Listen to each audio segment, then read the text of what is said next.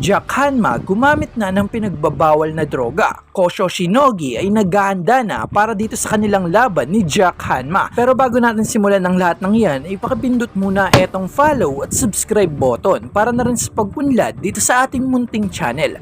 At tara, simulan na nga agad natin.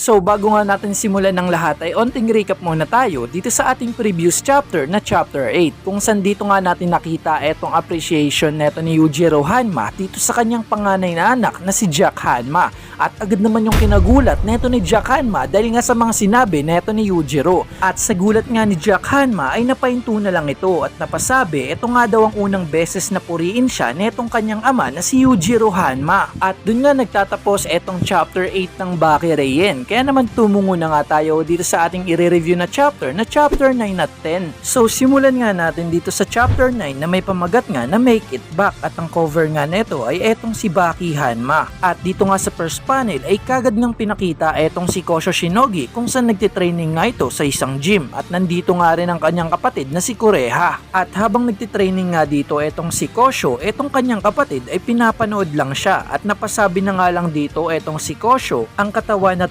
paraan kung paano ito naapektuhan ng gravity ay paraan lamang ng pagkakapwesto ng iyong ulo at muka at ang pagkakalagay naman ng iyong kaliwa at kanang kamay ay gayon din ang posisyon ng iyong parehong paa. At dito ngay bigla siyang nag-backflip at sabay-sabi na tapos na nga daw ang review. Yung point nga dito neto ni Kosho na ang bawat maliit nga daw na galaw ng posisyon ng katawan mo ay maaaring makaapekto sa lakas, balance, galaw at pati na rin sa kakayahan mong lumaban dahil sa gravity. At dito ngay sumagot etong kanyang kapatid na si Kureha na para bang iniisip mo na mas maganda ang gym kaysa dojo, para kang isang gymnast. At dito ngay sumagot uli etong si Kosho na masyadong magulo at hindi disiplinado ang mga martial artists. At dagdag pa nga dito neto ni Kosho na ang pagiging eksakto nga daw ng kanilang pag-atake, depensa at kakayang gumalaw pa habang nasa ere. At dagdag niya pa nga rito na marami silang dapat matutunan mula sa gymnast. At dito nga'y nagpakitang gilas etong si Kosho dito sa kanyang kapatid kung saan nagpakita nga ito ng iba't ibang mahihirap na stance habang lumalambitin at sa kanyang pagbaba mga tol ay perpektong perpekto.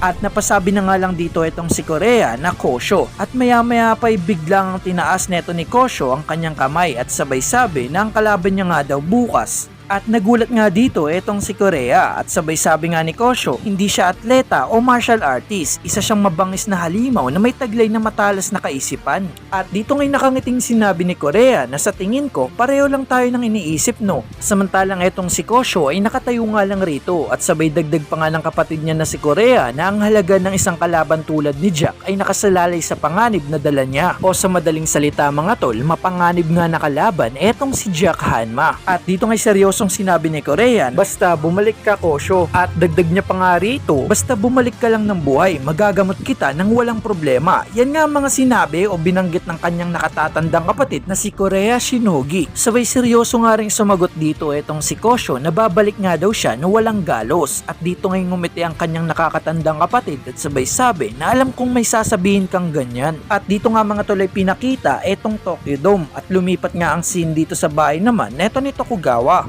At dito ngay kausap niya etong si Hanada at nagtanong nga dito etong si Tokugawa na kung sino nga daw ang mananalo, isang lalaki nga daw na may dalang kutsilyo o laban naman sa isang mabangis na hayop. At dito ngay confident na sumagot etong si Hanada na imposibleng magawa yun ng isang baguhan, pero para sa isang taong talagang marunong gumamit ng kutsilyo, ibang usapan yun. At dun nga nagtatapos etong chapter 9. Ngayon naman ay tumungo na nga tayo dito sa ating chapter 10 na may pamagat nga na Mounting Danger. At ang cover nga ng chapter na to ay etong si Kosho Shinogi. At dito nga sa first panel ng chapter 10 ay pinakita na nga etong underground arena na kung saan punong-puno na nga ng mga taong manonood. At dito nga pinakita etong hallway ng underground arena. At dito sa isang room ay makikita nga etong si Jack Hanma na nakaupo at hinanda niya nga rito etong mga gamot na kanyang iinumin na kung saan pinagsama-sama niya nga ito at sabay-sabay niya nga itong ininom. At matapos niya nga inumin itong napakaraming gamot ay dito ngay nakahanda ihanda rin etong mga ituturok sa kanyang katawan at maya-maya pa dito ay ginamit na rin ito neto ni Jack Hanma. So tulad nga ng nasaksiyan natin ay sobrang normal na lang ito dito kay Jack Hanma. At pagtapos nga maganda dito neto ni Jack Hanma ay may dumating nga at yun ay walang iba kundi etong si Metaray. At dito ngay nagsalita etong si Metaray na lantaran ng paggamit mo, parang nagpapawi ka lang ng uhaw mo. At dito ngay napalingon etong si Jack Hanma at dagdag pa nga dito neto ni Metaray, wala kang kahit konting hiya tungkol sa ginagawa mo. At dito ngay naging seryoso ang mukha ni Jack Hanma at maya-maya pa sumagot nga ito na hindi nga daw ito bagay na dapat ipagmalaki niya.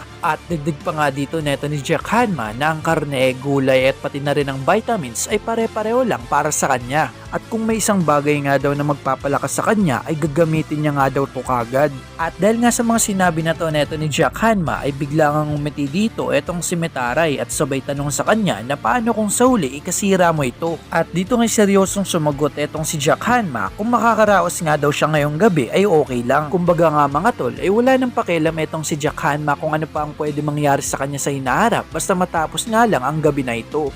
At dito ngay kagad na sumagot etong si Metaray na paano kung hindi. At dito ngay seryoso ang mukha neto ni Jack Hanma at sumagot nga ito. Kung ganun, mahina nga ang katawan na ito, yun lang tapos na ang usapan. At dito ngay napahanga nga etong si Metaray at napasabi na talagang nakakapresko ang ganitong pananaw. At sa kabilang kwarto naman ay dito ngay nagpapapawis na etong si Kosho Shinogi at kasama niya nga dito etong si Hanada at ang mga stretching niya nga dito ay nakakabilib talaga. Kung saan pati nga etong si Hanada ay nagulat nga sa ginawa na to neto ni Kosho Shinogi at dito ngay pawis na nga ito mga tol. At dito ngay biglang nagsalita etong si Kosho Shinogi na tara na ba at sumagot naman dito etong si Hanada na syempre.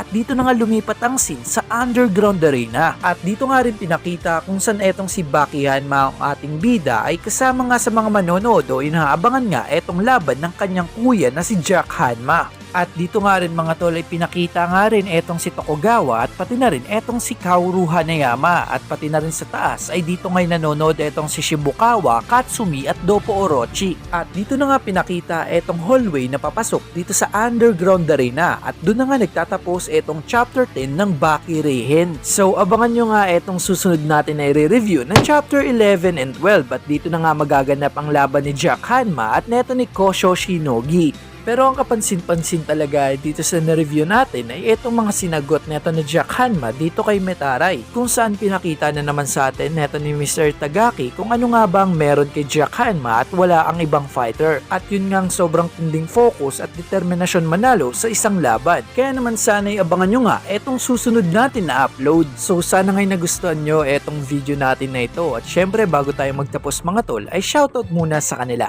Maraming salamat sa panonood at pagsuporta dito sa ating munting channel.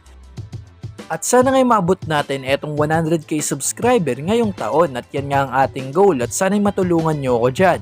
At hanggang dito na nga lang ako, maraming salamat sa panonood, peace out.